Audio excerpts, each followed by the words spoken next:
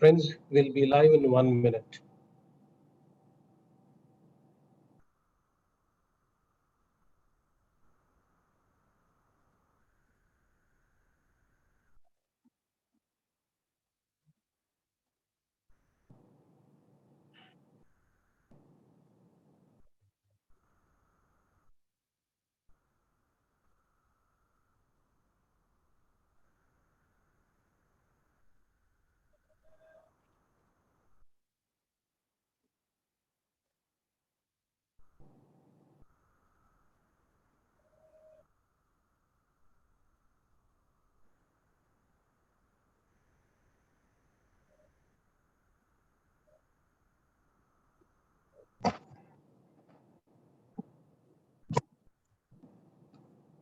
Good morning, everyone. Last 24 hours have been very painful for all of us. This has been a very somber morning, one of the most trying and challenging periods anyone can have from the film industry.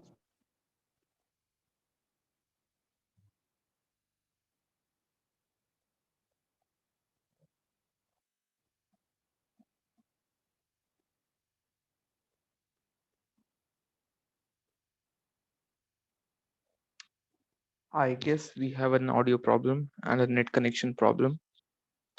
So, these last 24 hours have been very difficult for everyone in this nation and abroad also. We have lost two big stars, two big people who are very valued to us, the industry and the nation. So, we have lost Mr. Irfan Khan and Mr. Rishi Kapoor. These guys were extremely respected, extremely talented, and they were amazingly charismatic. They had all the aspects of a great human being and a great star. I would like to offer the stage to Mr. Viveck Vaswani to speak his words and offer his prayers. Sir, you're up. Good morning, everybody. I hope you can hear me clearly. Yes, sir. I have not lost two very close friends. I have actually lost three very close friends in the last week. The first one was my friend Ranjit Chaudhary, a very, Okay, very we are very respected sorry. and talented actor. His mother, Pearl Padamsi, was my mentor when I was in school, and I started doing theatre with her and Ranjit. You saw Ranjit in films like Khata Meetha, Khoobsurat, Baaton Baaton Mein, and a whole bunch of other films. He then moved to Hollywood and he was doing a lot of work there. He died last week. Yesterday, of course, Irfan expired, and today we lost Mr. Rishi Kapoor. Both were very close friends. Rishi Kapoor was a schoolmate, just like Ranjit Chaudhary was. He was about, I would say, 10 years senior to me. His father, Raj Kapoor, used to fund all the school productions. The sets were made at RK Studios, and we owe a lot to the whole Kapoor family at Campi. Rishi Kapoor's younger brother, Rajiv Kapoor, was in my class in school. Randhir Kapoor was the producer, and Rishi Kapoor was the debut director of the film I acted in called Aab Laut Chale. So there was a very close relationship with the Kapoor family. Irfan started his career doing a very small serial called Safar, which I had produced, which was being written by his wife Sutapa Sikdar. He acted in it along with people like Deepika Deshpande and Tom Alter and Om Puri. So actually, it's not a very small serial, quite frankly. But all three of them, Ranjit, Irfan, and Rishi Kapoor Sahab, were very, very close to me. I can't say any more. I can only say that if Rishi Kapoor had not been gracious enough to agree to let Shah Rukh act in Deewana, maybe history would have changed. But Raj Kapoor, Rishi Kapoor's father, always used to tell us that no matter what happens, the show must go on. In fact, I had Exactly. even mentioned last time that, even when my father expired, I was back on the set within 12 hours shooting for Dulha Mil Gaya. It's a very hard world. Indulgence is not something that is going to be very, very uh, accepted right now. We live in very difficult times. and they are not going to get easier. They're going to get worse. So the sooner we realize that the show will go on, work will happen, education will happen, learning will happen, work will happen, industry will happen, no matter what, the easier it is for all of us to move on. And I say this out of experience. And I say this out of a tremendous regard for all those who have taught me, including Mr. Rishi Kapoor.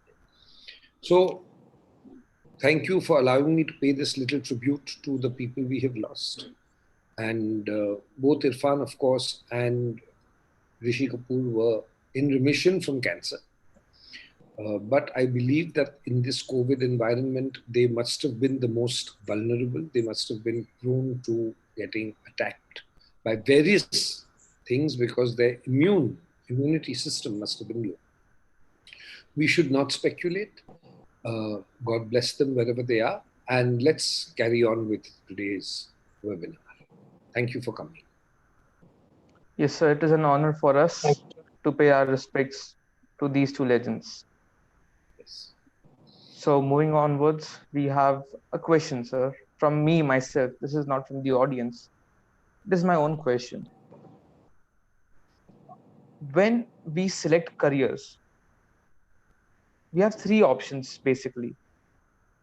One is going according to the normal path and choosing a career which has guaranteed income. You have safety, you will have a long run in that, and you'll be earning constant money. But you're not prepared for it mentally because you don't love that work. The second is doing something that you love, your hobby, your passion, but you're not very sure if you can earn through it. And the third is doing something which your parents and your relatives do.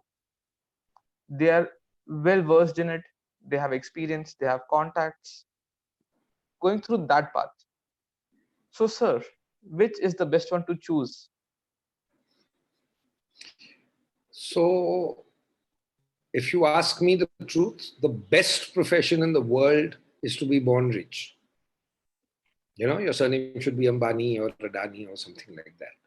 Yes. The second best profession in the world would possibly be to marry rich. Because if you want the comfort and the safety and the security of money, these are the two best options. The third option is the next three options that you gave. You said, should I take a career that maybe I don't have a passion for or I don't like, but it offers me safety and security and a regular income, etc., etc., etc. Only corrupt bureaucrats have regular incomes. Nobody else has got a regular income, no matter how safe you think the profession is. Regular income comes from being successful. Success comes from qualification, hard work, discipline, and professionalism, regardless of what the career is. You know, you think being a doctor is a safe career, or being a lawyer is a safe career, or being an engineer is a safe career. Try being a lazy doctor who gets all his diagnoses wrong. You'll be on the street in a year. Try being a lawyer who loses all his cases. You'll be on the street in a year as well. So there are no guarantees in any profession except for your own hard work, your own integrity, your own discipline, your own professionalism, your own talent, your own skill, and above all, the fact that you are qualified. Now, keeping this in mind, it is very important, therefore, for us to understand that if we take the second path, which is something that we have a passion for, something that we enjoy doing, something which could be a hobby, could that become a profession? If you take that hobby seriously and get yourself qualified, it could become a profession. There is no doubt. The third option that you gave us was what happens if we do something that our parents did. Now, that only happens if you have a parental business or a khandani business, which a grandfather has given the father has given you, like a little shop or a business or a factory or anything. That is basically entrepreneurial. I'll give you three examples of how it works. Last week, I was counseling a child, and the child's parents were at the end of their tether. They didn't know what to do with the boy. So I talked to him, and a nice chap, and as old as you. And he said, sir, I would love to take up science, but without physics and maths. And I would love to take up arts, but without history. And I don't mind taking commerce, but it should not involve maths and accounts. So I said, really? That's Okay, the dream. let's forget about this. Yeah, you know. So I said, what do you really like? I asked him, I said, to get into something where you will be successful, let us get into something that you like doing. What do you like? He said, I like eating, I like sleeping. I said, yeah, but what do you like apart from that? So he sent the parents out of the room and he said, I like girls. It took 15 minutes after that. There are so many professions, starting with glamour photography, moving on to event management, moving on to celebrity management, moving on to talent management, where if there is someone who really likes girls, who enjoys being around them, can actually flourish and have a great career. Event management is somewhere where you are surrounded by celebrities and glamorous women, even men, all the time. Talent management and event management requires you to be a people friendly person. So I explained to him that liking girls also means liking people. He said, yes, I like talking to them. I enjoy. And bingo, we had a set of 6 different careers that finally he thought he would like to do. And 3 days later, the parents called up and said, ever since he talked to you, he's just sitting on that computer and figuring out 600 different kinds of careers that he could be in, apart from event management and talent management and glamour photography and advertising. And he's really happy. And all the professions that he chooses may not need a degree. They need him to be qualified. They don't need a piece of paper saying he's qualified. Big difference. You can have 20 degrees in photography, but the guy whom you're apprenticing with is going to see the pictures you've taken. He's not going to see that degree. So yes, I would say go with your passion and go with your talent. Go with what you think is a hobby, but which could become a profession. Don't use that as an excuse to become lazy or indisciplined. Don't use that as an excuse to get away from real work. Don't use Very well that said. as an excuse to get away from real world, real life, because यार ये सब मैं नहीं कर सकता हूँ. मैं आराम से बोलूँगा ना कोई ऐसा प्रोफेशन जिसमें आसान है, आराम है, नहीं है. We may think glamour photography pays 2 lakh rupees a day. It does. But waking up at 5 o'clock, packing the kit, checking the lenses, checking the location, doing the lighting, making sure the model is perfectly dressed, perfectly made up, perfect hair, the client coming and sitting and determining exactly which picture they need for their campaign. It is such a tough and difficult job that if you think you're escaping by doing glamour photography, you're not. Lawyers and engineers may even have it easier, because they can finally hand it over to their assistants for all the grunt work. But a photographer has to take that photo himself. So if you look beyond, your passion will only be one of the qualities that will get you success. And I would say always go with your passion, because in the future, the big careers are going to be in creative fields, not in fields that can be computerized or robotized or automated. Very well said, sir. Oh, and I must forget the families. So there was Right. another man, a boy, and I talked to the family. The father wanted him to join the family business. They have a flooring business, very nice, in Delhi. The son wanted to take up photography and make a profession. I said, it's your father's business. Getting a management degree is not going to make your father either hire you or give you a better salary or sack you. He's your father. He's going to give you the business. And he's going to teach you how to run that business the way he's been running for 30 years.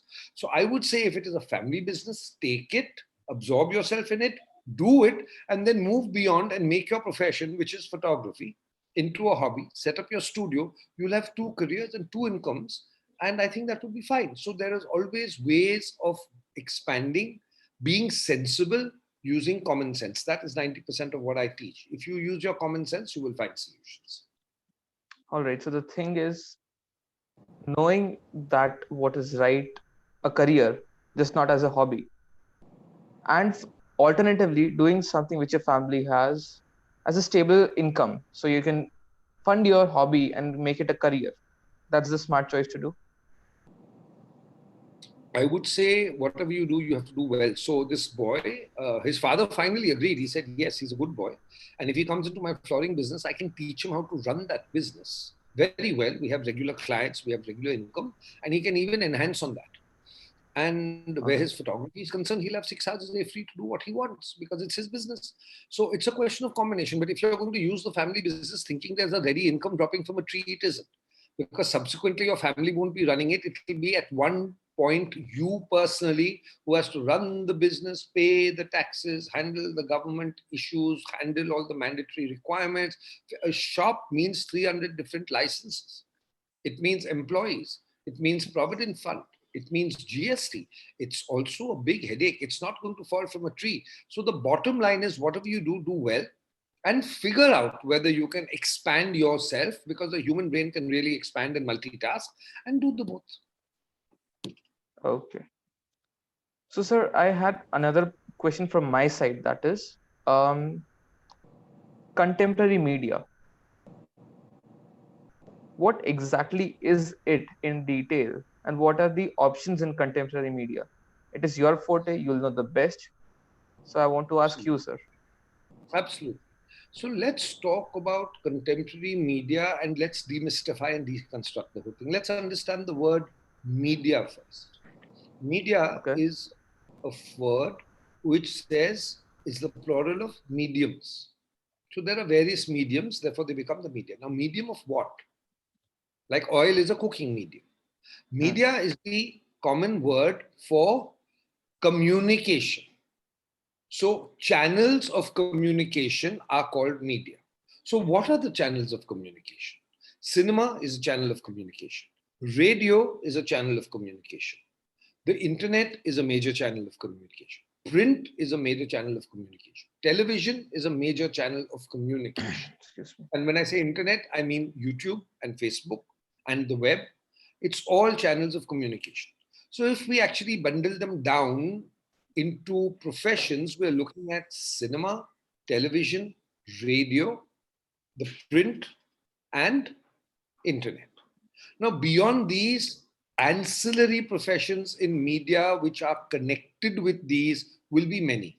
Advertising, journalism, writing, and then we go into other allied careers: talent management, celebrity management, event management, photography, business management of studios, multiplex management, running cinemas. Those are the entrepreneurial situations. Now, contemporary media. What is the difference? I would say there are three. One is, as a contemporary media teacher and mentor, I look at all the mediums available and I see how many people now are not doing engineering or medicine or law, but are moving into cinema studies, moving into media, advertising, journalism, and so many of these others. So as a person who understands that it is dynamic and it is changing all the time, what I do is, in the first phase, is I take away all that has become obsolete. There's no point in teaching children of cinema how to handle black and white film and edit film. There is no film in film anymore. Everything has become digital. So a lot of things that have become obsolete, my first job in contemporary media is to make sure it remains relevant. The word contemporary means relevant. And I take away stuff that does not require to be learned, except maybe of historical interest. The second thing is to look at old careers with new eyes. So I look at things like makeup and styling and hairdressing and photography and every single other profession that used to be taken for granted, and see how they've become big paying professions. We discussed photography last time. A wedding photographer gets multi-lakhs per day to shoot a wedding. A food photographer, an industrial photographer makes a fortune today. Those who excel because they have phones to make short films, they have a whole bunch of contemporary media careers they can get into, whether it is ad film making, music video making, corporate short films, documentaries, industrial films, public service films, music videos, trailer cutting. The whole scope becomes enormous. So I look at old careers with new eyes, looking at them as new careers, making sure that they are 100 or 1,000 times more profitable than they would have been, let's say, 10 years ago. And the third part of my job is to look at the future and see which are the new careers that are going to be important, even though they do not exist as careers today. Which means looking at applied reality, looking at virtual reality, looking at where technology is taking all of us, and understanding how that technology can be adapted to being relevant in the social media. And that is very, very important for all of us to realize that when we do contemporary media, we're not just talking about media as if it's the press or as if it's the paparazzi. We are talking about media as if it is the most important thing that we do because it's relevant and it's future-led, future-proof and future-driven. You'll have to excuse me for just 1 minute. I have a call. Sorry. Yes, so during this time, you can all have your questions in the chat box or in the question and answer box. We will be answering all of them in a bit.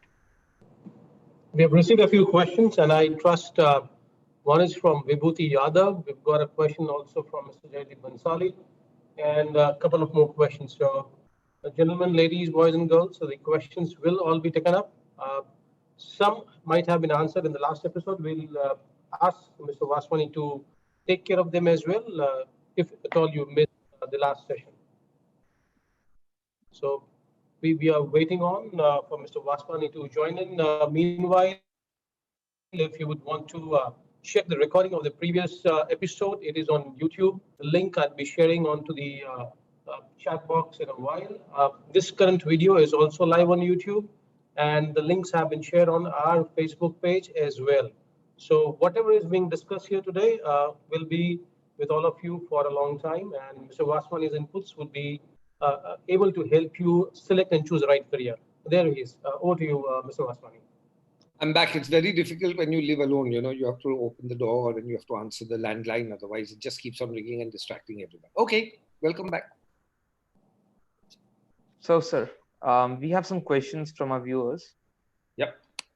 First, I would like to mention the question by Vibhuti Yadav. That is, she's doing a desk journalist job and she's really passionate towards acting. She has done a lot of performances in school and college. She wants to go in that direction of acting but doesn't know exactly how to do it. So, sir, what would you recommend? So I would first recommend that anyone who wants to be an actor, it's a wonderful profession. But acting is not what gives you the income. Being successful, if you're in cinema and making films or acting in films that sell enough tickets, becomes the career. There are 150 million actors in Bombay who think acting is the job. It is not the job. It's the time pass. In cinema especially, because you can only do what the director tells you to do. You can't go beyond that. You can't go here. You can't go there. So the director takes shots and he or the editor picks what they think is the best shot, not what you as an actor think is the best shot. So they may take all the worst shots because they didn't like you and it's a terrible performance even though you're a good actor. You can't stand with a placard outside the cinema and say that I'm a good actor, but they edited me wrong. Therefore, this is a bad performance. So acting per se is not in cinema the job. Acting is the job in theater because there you are on stage and there is a live audience and there is no one to interfere and it is your pure talent that will keep on bringing people in to buy tickets and watch that show or that play or that concert time and time and time and time again. Now, in my days, English theatre, when I did it with Pearl and Ranjit, we used to get 50 rupees a show. Today, big plays, English plays, actors are getting about 20, 15, 25,000 rupees per show. And if they have a guarantee of doing 4 shows every month or 6 shows every month, there is an income of £1.5 lakh, which means theatre can actually be a job which is sustainable. Cinema, the job is to be successful. You can give a great performance. If 6 people didn't see the movie, it doesn't matter. So, cinema is about commerce, theatre is about craft, and television, very important, is about competence. So if you get into a daily soap, it doesn't matter whether it's a good performance or a bad performance. As long as you can work 18 hours a day without food, without sleep, without drinking water, you go there, you change your clothes, you come back. Because we are shooting 26 minutes to be edited every day and be on air the next day or the day after that because you're only writing when you get the response from the audience. So television is purely about stamina, about mental memory, about muscle memory. You go there at 6 in the morning, you work till midnight, you go home, you come back at 6 in the morning, and you do it year in, year out. If you don't die, if you don't get malaria, if you don't get typhoid, if you don't get COVID, you'll be successful. So, in a nutshell, theatre is about craft, television is about competence, And cinema is about commerce. Now, of course, there are so many actors who do small, little roles, bit roles, per day actors, junior artists, dancers, uh, extras. They're all part of a big career. But I don't think that when you ask a question about wanting to act, you want to be a junior artist all your life. Obviously, you don't want to be an actor. Obviously, you want to be a successful actor. Obviously, you don't just want to act. You want to act in successful films or do successful television or do successful work on net. The key word here is success. Success does Okay. not come if you are talented. Success comes if you are qualified. So if there is a girl who says, I want to act, and she has the passion, I sit down and say, I would sign you tomorrow. I am Viveck Vaswani. I've produced 40 films. I've launched 100 people. And if the girl who wants to be an actor is listening right now, I'm asking 3 questions now. And if you're able to answer them without looking at Google, I'll sign you tomorrow. First question, which was Yash Chopra's first film? In which year did it come? And which cinema did it release? If you can answer that, we'll go to the next question. But I think your passion hasn't extended into translating into knowledge. But if you had that answer, I would have picked up the phone and talked to Aditya Chopra, and he would have called you and he would have talked to you and he would have understood that your passion has translated into knowledge and therefore you are serious. It's not just that you think it's about dancing or giving some performance or something. It is seriously a career. It is seriously about being qualified in terms of the knowledge, in terms of the movies you've seen, etc. And that's how it works. There are hundreds of people who think they're talented, and I'm sure they are. But it is not your talent that is going to get you success. It is your qualification, it is your knowledge, it is your mehnat, it is your hard work. And that is very, very, very important. And the moment you have the answers, the moment you are a film buff, the moment you are watching movies, the moment you're going into different cinemas to see movies instead of sticking to one multiplex, the moment you're looking and doing your research on the internet about cinema, the moment you're watching world cinema, the moment you're talking and reading film critics all over the world, you're subscribing to Variety and Box Office, you know the collections of the film last week, you know which films are releasing next week. The moment you have knowledge, you become a professional. All right. And that, just like when you work out your body changes. When you work out your mind changes. The way you talk will change. The way you walk will change. The way you talk to other people, your confidence level will change. Your personality will change. The way you use your body, the way the expression in your face, everything changes with knowledge. The moment you talk to a producer, they will know that they are talking to a professional. If I take you to Boni Kapoor today, and if you don't know who he is, if you don't know how many films he's produced, if you don't know who acted in those films, if you don't know who they distribute, and all those answers are on Google, he's going to look and say, this is an amateur. And whereas there's a lot of space here for newcomers, there's no place here for amateurs. And that is exactly what I teach those who want to become successful in cinema. Okay. Was that a little hard to understand or was it clear? It was clear. So just to sum it up, it was something Sounds a like, little harsh, but it is the only way to become successful. I've had enough ladies coming and saying, my son is so talented. I'm sure your son is so talented. Is he qualified? Does he love movies? Does he see 22 movies a week like I used to? Does he know which film came to which cinema? Does he know how many weeks which film ran? Does he know what the collections of Avengers is in Japan? Where is the research? so it's materializing the talent into knowledge and then working Yeah, I'll on give it. you an That's example. important. Aryaman, I guarantee you that your grandmother is a good cook. I Yes, she guarantee is. everyone here who's watching has grandmothers who are great cooks. I mean, all our grandmothers were phenomenal in the kitchen. I want to ask you how many of those grandmothers have opened restaurants? Has yours? Exactly. No. No, they have. So knowing how to be a great cook or knowing how to give a great performance does not translate into doing business and selling tickets. That is a different requirement altogether, which is why I keep on saying, keep your talent to your side. All of us are talented. Every single person is talented. It is talent combined with knowledge, mehnat, discipline, hard work, qualification, passion together that will open the door to a particular career. It's not, as I said last time, about your age or your looks or the amount of hair you have on your head or the fact that you have a stomach or you can't dance. Those are not important. Your passion, knowledge, and qualification will sail you through where nothing else can. All right. That answers the question extreme detail and accuracy. We have a question that is from Vaishnavi. She is in third year BCom and is planning to pursue career in marketing. So what's more beneficial, advertising or marketing? You can have your own viewpoint regarding the entertainment industry on this. Well, at Pearl, we have advertising and marketing and journalism and media and entertainment as a 3-year consolidated course. We also have a 1-year digital filmmaking course. We have a 1-year personal photography, professional photography course.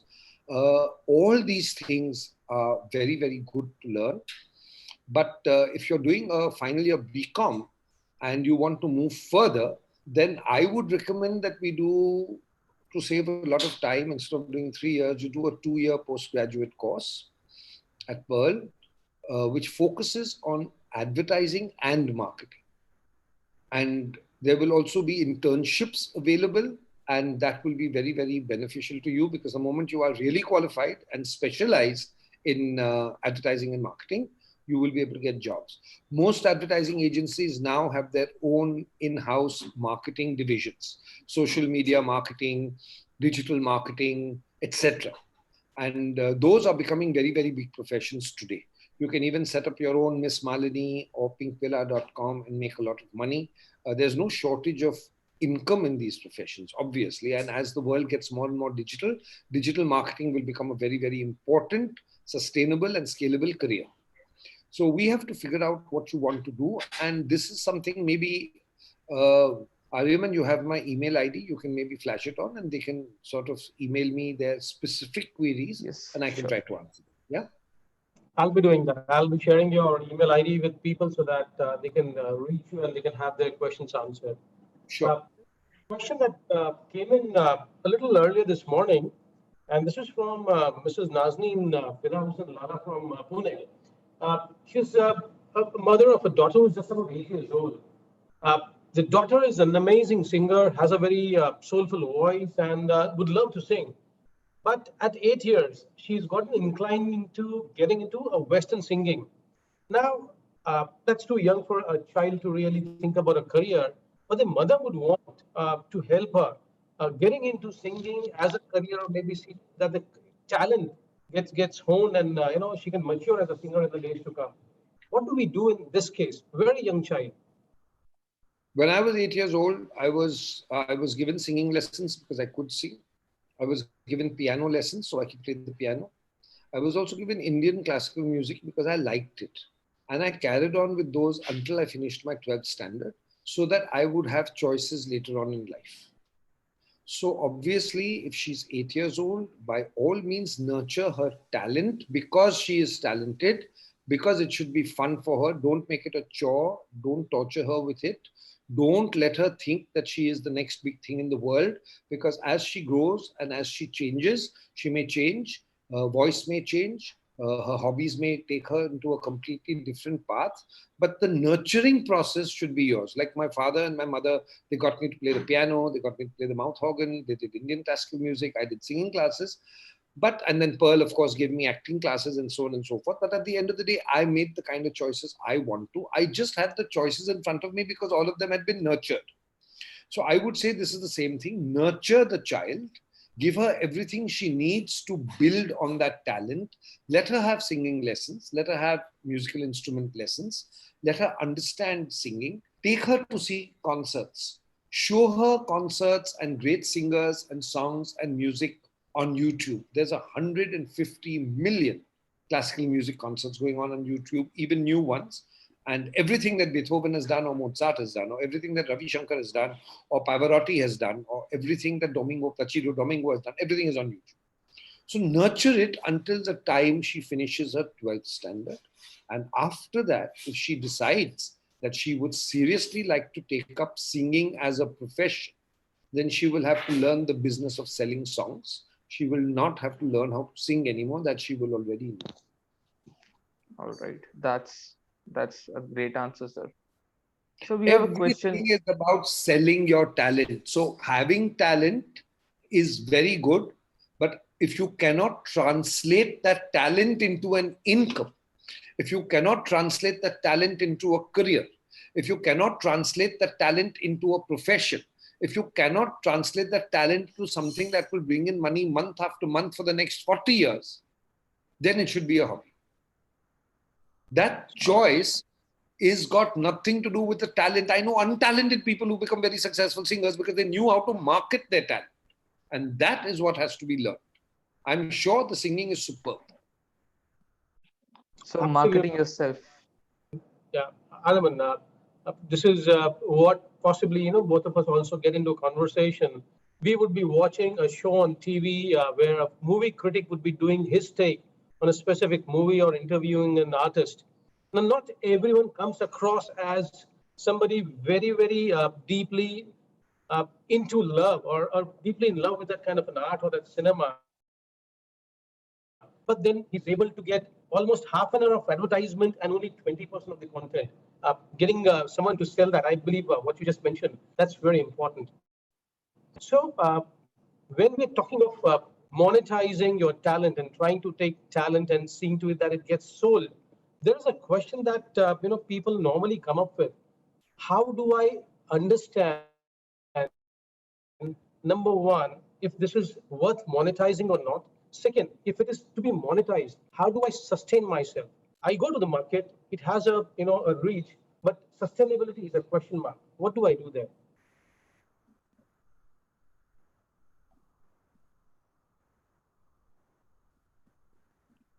I guess we have a connection problem with sir. Yes, I guess we are facing a glitch someplace. I'll be in touch with Mr. Vaswani. Meanwhile, folks, you can have your questions flowing in. We'll be taking all questions. Mr. Vaswani actually wanted the questions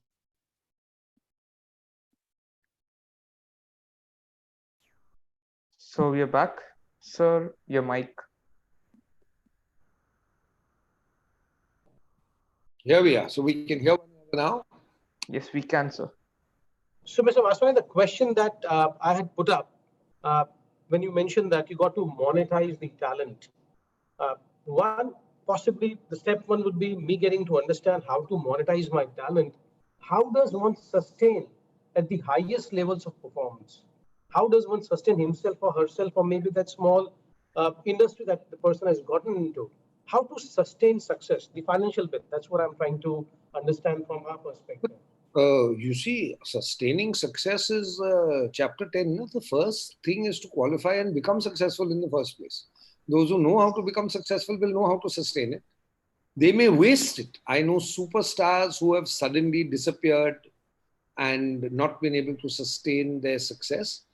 But 99% it was not because they had actually worked and qualified themselves. It is because they maybe got launched by their fathers or they got launched by their best friends. And they were always being supported from the back. And the moment the support disappeared, they fell down. So when I say talent, mehnat, discipline, and qualification along with your talent, you can't coast on it. My friend Salman has launched a Suraj Pancholi. His father is Aditya Pancholi, his mother is Harina Wahab, and Salman has been a mentor to him. But if the boy is not going to sit 18 hours a day and understand cinema and watch movies and really break his back understanding what success is all about, if he's going to go on a ride with Salman, then the moment Salman goes on to making Love Yatri with his brother-in-law Ayush, then there's nothing happening to Suraj. And when Love Yatri flops and Salman goes on to making Notebook with Zahir Abbas, and if Zahir is not very clear about the knowledge that he requires, then there will never be any kind of success, because success comes from strategy. It doesn't come from someone giving you a gift. It doesn't come from someone taking the responsibility of saying, I will launch. I mean, otherwise Athiya Shetty would have been a huge star. So sustainability only comes when you do it yourself. Of course, there will be help, there will be mentorship, there will be guidance. I did that with Shah Rukh. But Shah Rukh did not take it for granted. He went way beyond what I had taught him. He kept on learning all his life. He kept on understanding what it was all his life. By the time he was on his third film, he had turned producer. He had turned distributor. He was understanding the business of cinema. He was understanding exactly what sold, what didn't sell, and he's doing it up to today. So you cannot, first and foremost, take success for granted. That's the surest way of destroying it. So sustainability will come from never taking it for granted. The golden rule to that is anything that got you wherever you are is not good enough to keep you there. Next Friday is a different history altogether. Yes. I mean, before Kabir Singh, Shahid Kapoor was a 3.5 crore rupee hero. And after Kabir Singh, he's become a 25 crore rupee hero. It took one Friday to change history. The moment he became a 25 crore rupee hero and certain projects that were being formed with other stars, the other stars got dropped and they went to Shahid. So the entire dynamics of the entire industry post Kabir Singh changed. Now, if you are not going to be part of the changing environment, if you're not going to be part of the dynamism of the environment that you are in, if you are just going to sit back and say, now I know everything, then that's another way you cannot sustain your success. It's like doctors. Doctors have to keep up with the research every single day of their life.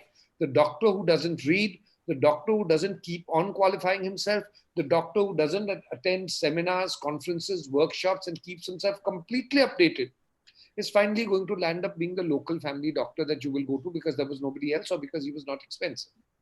So it's got nothing to do with being an actor or a doctor. It's got to do with you understanding the dynamics of success and not taking rest. I mean, today I've been working for 42 years and I still take every single day as if I was 16 years old. And trust me, I have more energy than any 16-year-old boy. Even now I go down in my building because, I mean, you can't snort, and I walk 25, 30, 40 rounds so that I don't get stuck sitting behind a computer. I'm watching one movie every single day. I'm reading one book every week. I am not letting the grass grow below my feet because I can't afford it. If I have to carry on working for the next 20 years, there are so many things that are going to happen that's going to leave me behind. Technology is going to take me and throw me into the dustbin and go forward. Millennium kids today already know more about technology than I know. So what? It doesn't mean I can't learn it. It doesn't mean I can't ask for help. So the third point is you shouldn't have an ego. If you want to sustain your career, go and ask for help. Keep on getting guidance so that the right people at the right time will continuously do this for you. Don't sit in an ivory tower. It doesn't exist. So these are the various pointers about sustaining your success. Don't take it for granted. Keep on asking for help. Keep on updating yourself and keep on making sure that as the world moves, you move with it. You can't sit back on your past laurels. Very, very important. Whatever it is that got you wherever you are is not good enough to keep you there. Well said. Question I'm getting from somebody in UAE. Now, Mr. G.V. Anand, he says that his son is doing getting away from conventional school to getting into a BTech diploma in creative media and business in the UAE.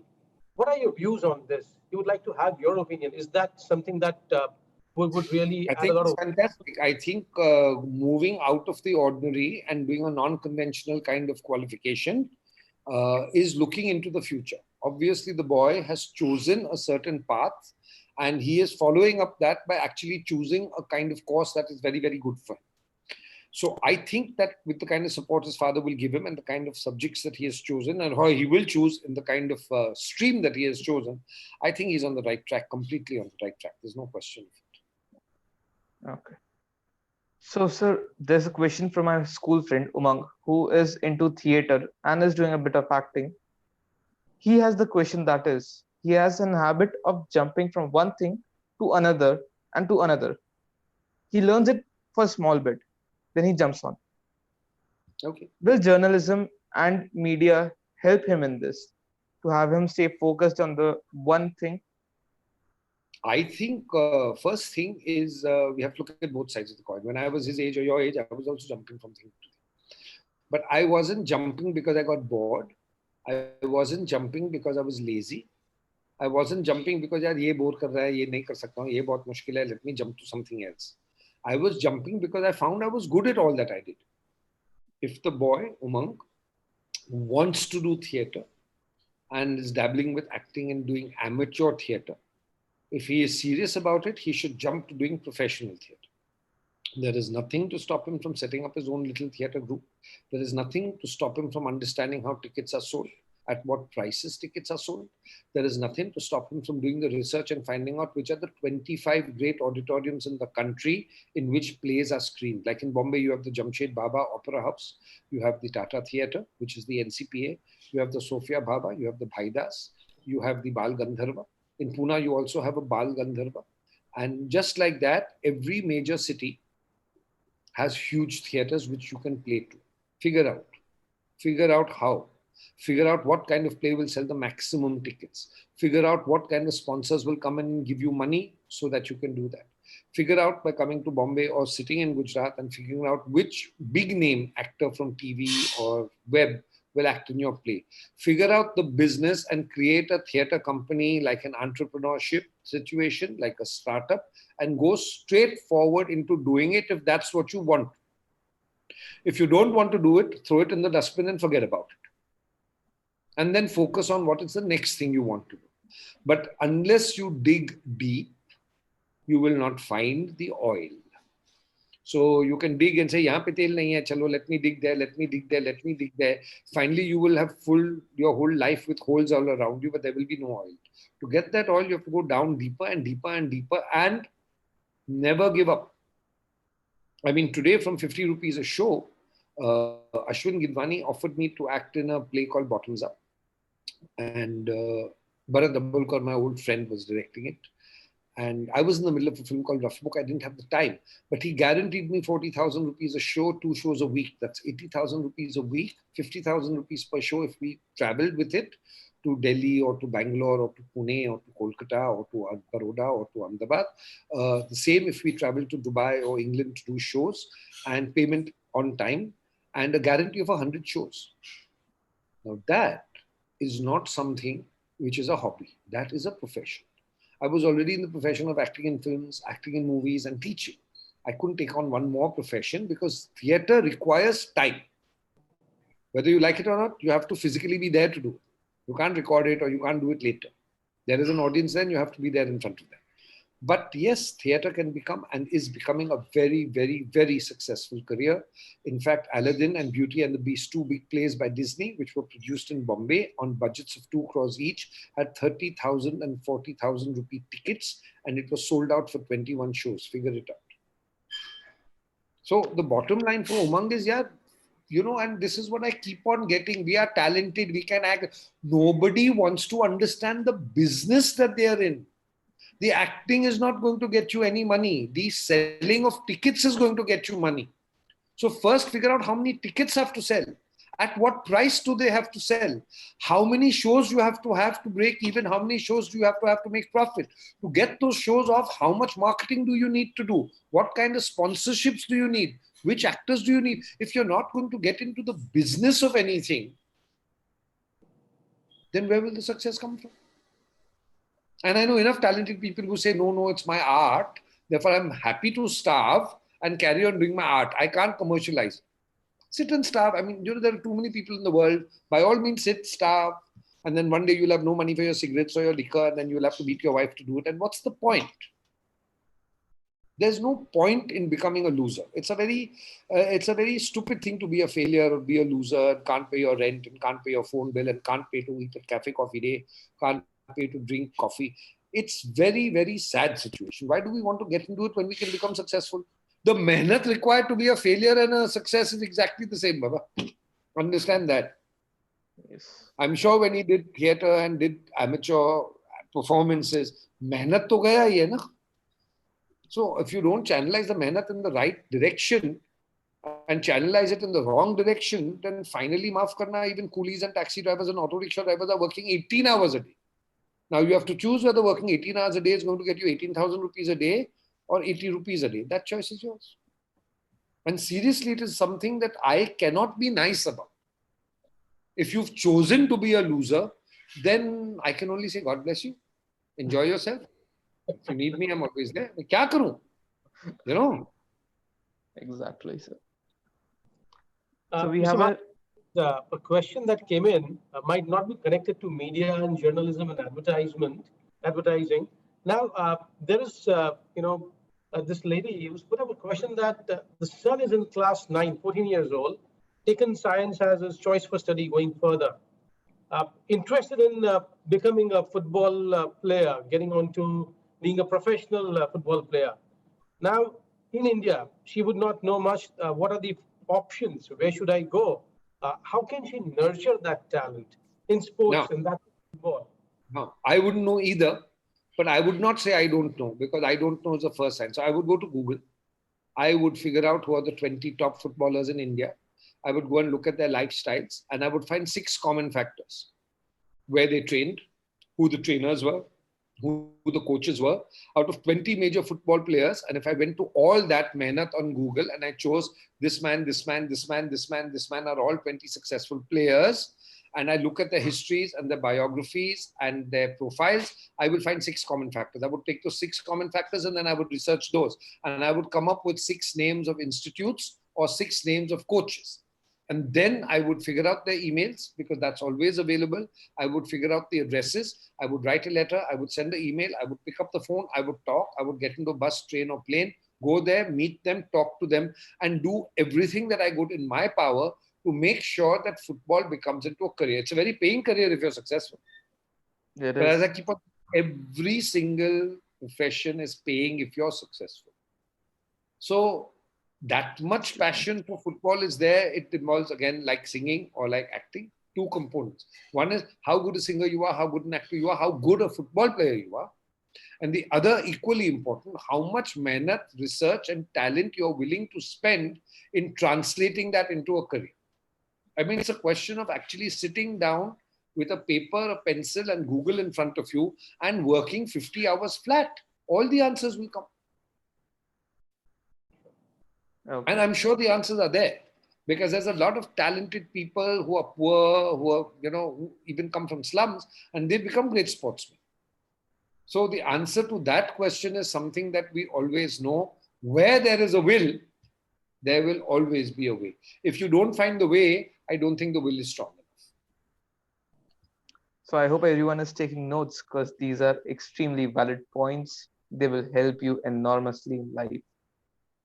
See, I We can have a help, question. guide, and mentor. What I can't do is spoon feed. Viveck Vaswani will pick up the phone and talk to somebody means that boy will surely be a failure. I mean, your friend Umang, I could pick up the phone and I could talk to Alec Padamsi. Oh, he's dead. I'm talking to Bharat Dabolkar or Ashwin Gidwani and get him a role in a play. But that would be a role. It would not be a career. That is the difference. All right, sir. Spoon feeding is something that we can't do and we shouldn't do. So there is Mrs. Kalpa Mehta who sends a question. Her daughter's just finished her final year in interior designing. Now she is a bit lost looking at the current scenario. What path to take going further? Because would there be a future going further? I mean, looking at the current scenario, the COVID scare, how would I move ahead? That's the question. What does she like doing? What does she like doing? If she loves cooking, she can write a cookbook and do cookery classes on the net. I mean, whatever her qualification, whatever subject she's taken, unless I don't know what her passion is, what she likes doing, does she like doing research? Does she like cooking? Does she like gardening? Does she like girls? Does she like boys? Until we don't know what the liking for something is, how can we translate that into a roadmap? So I would need much more information, but the truth is that without that information, I would only tell Kalpa, first figure out what your daughter enjoys doing, what she likes doing, and it could be very far-fetched. It could be as simple as I just like watching movies. A career will come out once you understand what she likes doing. Then you will explore, after we figure what she likes doing, is it something that she can do with the existing qualification that she already has? Or is it something where she will need to go further and qualify herself? And it may be something completely different from the degree she already has or the fact that she's in the 3rd year or whatever it is. After that, she will move, she will explore, but very, very hand in hand with the fact that she likes doing something.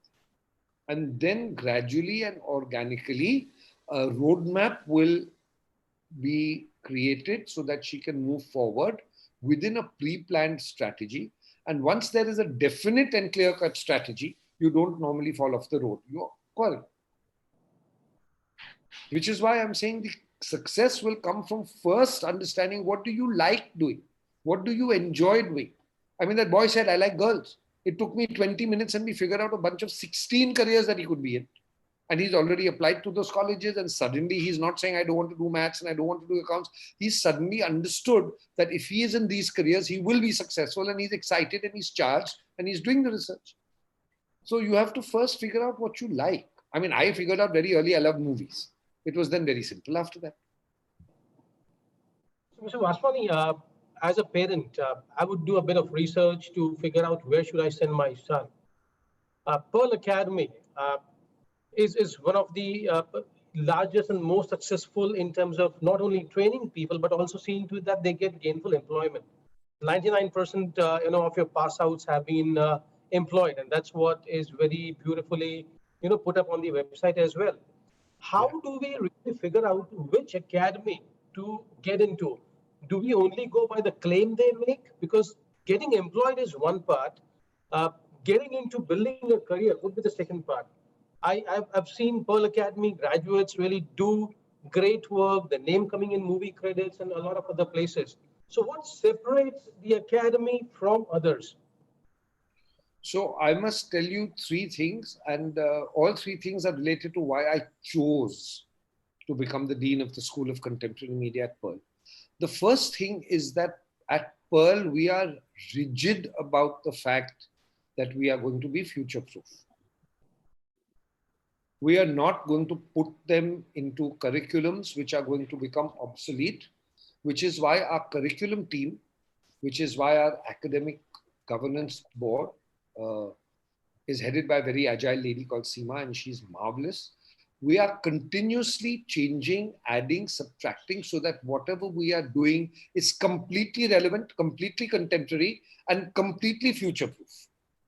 This is what a lot of people do not do. One of the reasons why at Pearl you don't get a degree from Pearl is because we haven't affiliated to a particular university, so that we don't have to waste their time doing what the university wants them to do.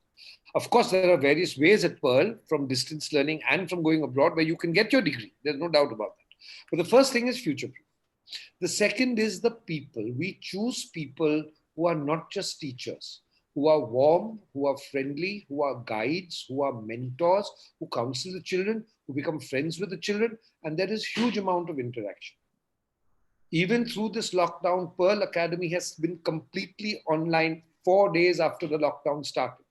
Every class has been going on, every student is in class, every one of the faculty is teaching, admission cycles are going on, assessments are happening, juries are happening, assignments are happening, and everyone is working together. So the students also doing their own concerts. Every single campus had their own concert last week where the students played for us. We're doing something called Bring Your Own Coffee, where we all sit together as teachers, don't talk curriculum, we talk as friends. We continuously do various things together, and we've created a bond, a warmth. And I firmly believe that any education institute in the next step of life, post-COVID, is going to have to be run with compassion and empathy. I know there's going to be a lot of parents who are suddenly going to be out of jobs or who have to reduce their salaries. I know a lot of parents who are entrepreneurs who will now suddenly require capital to restart their businesses. They're going to be in a tough time. Of course, they want the best for their children.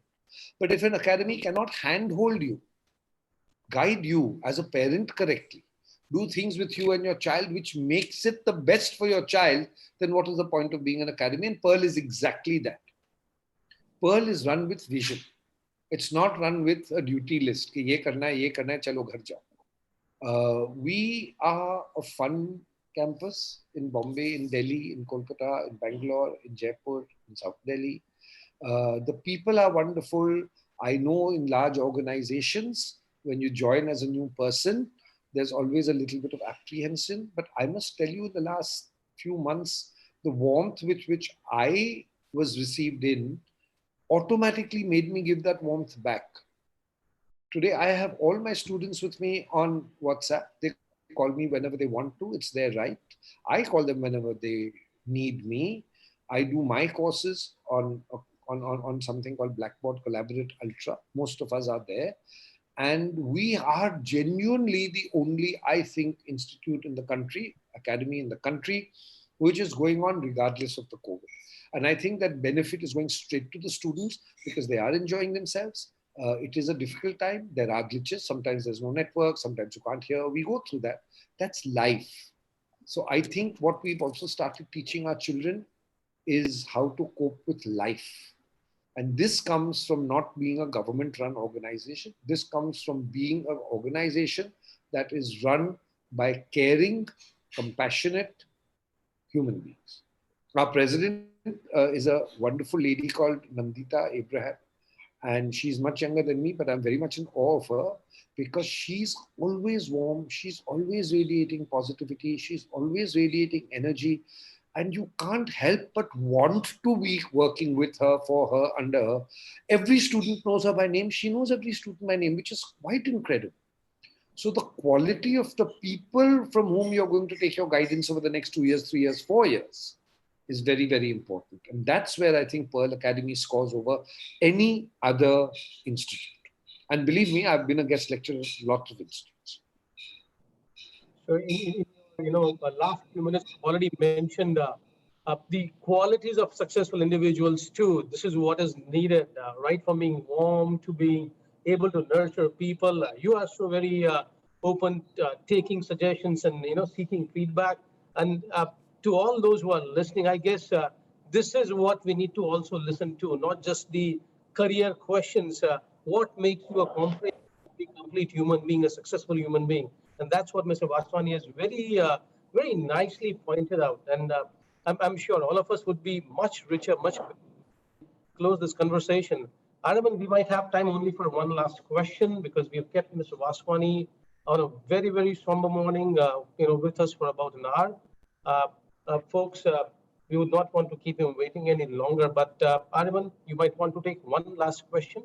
There are a couple of them already put up. So, sir, the one last question comes from Aishwarya Jain. It is not career related, but it is something which is very necessary for us.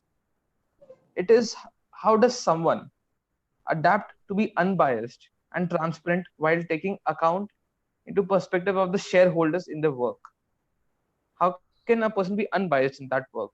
You see, when you are working as part of a team, when you're working as part of a unit, there will be different human beings, and each human being different, there will be some negative traits and some positive traits. So when you're working as part of a team, every single shareholder, being a different human being, is going to bring out their good qualities and their bad qualities. We face it in every single organization in the world. It is a common problem. The only advice I can give, and I have worked in a lot of organizations. I have worked at ZTV. I have worked at Pearl right now full time. I have worked with various companies. I have realized what I do for myself is, first and foremost, they don't pay my rent. My salary pays my rent, and therefore I'm not dependent on them. One. Number two, since I'm not dependent on them, I can afford to have the wisdom of being impartial. I can afford the wisdom of being nice. I can afford the wisdom of being warm, regardless of my feelings for the others. People who don't like me, who may backbite or bitch about me behind my back, people who may be snide or disdainful of what I suggest, are going to be. But continuously being warm, continuously being nice, continuously being polite will finally kill them with your kindness. They can't help it, but one day they will just get up and say, yeah, I can't do it. Yeah, she's so nice. And I think that kindness is a very strong weapon. I think kindness is a far stronger weapon than hatred. I think kindness and compassion are far stronger weapons than backbiting politics. I think kindness and compassion are the kind of qualities that are corporate qualities that finally will be noticed. Hatred will also be noticed. Politics will also be noticed. Things don't get kept like that when you have various stakeholders or shareholders doing a common job. But if that is the case, then kindness will also not remain unnoticed. Compassion will also not remain unnoticed.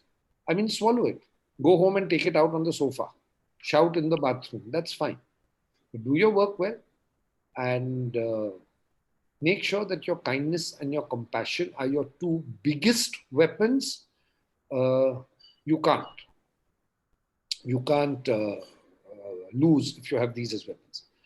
Yes, you can share my email ID happily. Okay.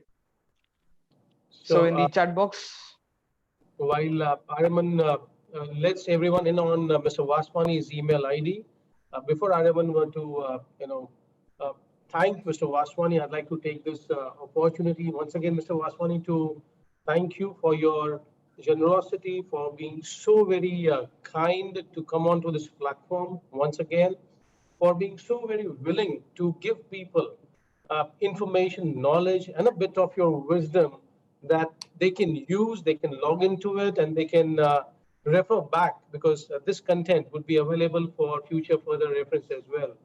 Uh, it is not every day that people might have lost somebody very close, and last 3 days losing three very close friends is not an easy blow. It's a body blow to so many of these people, including Mr. Vaswani. But then this morning, when he broke the news, and then he also said that the show must go on, and that's what Mr. Rishi Kapoor's father would want things to happen. I would not want to disrespect somebody like Mr. Raj Kapoor, and that's the reason that I'd like to be in audience today. Thank you so much, Mr. Vaswani, for your magnanimity, for your generosity, for sharing with us a deep piece of your heart, and then spreading light all around. Thank you so much, sir.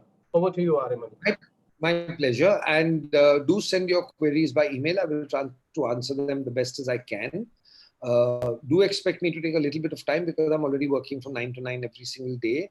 However, my one thing that would help me possibly would be if you put your phone number in the email so I could call you and then we could talk as opposed to me answering the emails.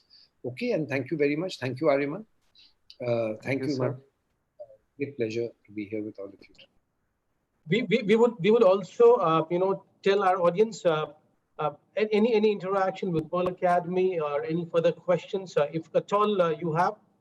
If you're sending it to Mr. Vaswani, great. If you are unable to do that, let us have it and we'll forward it to Mr. Vaswani. Thanks a lot. Yeah, I'm always in touch with Aryaman, so there's no problem at all. Sure. Okay.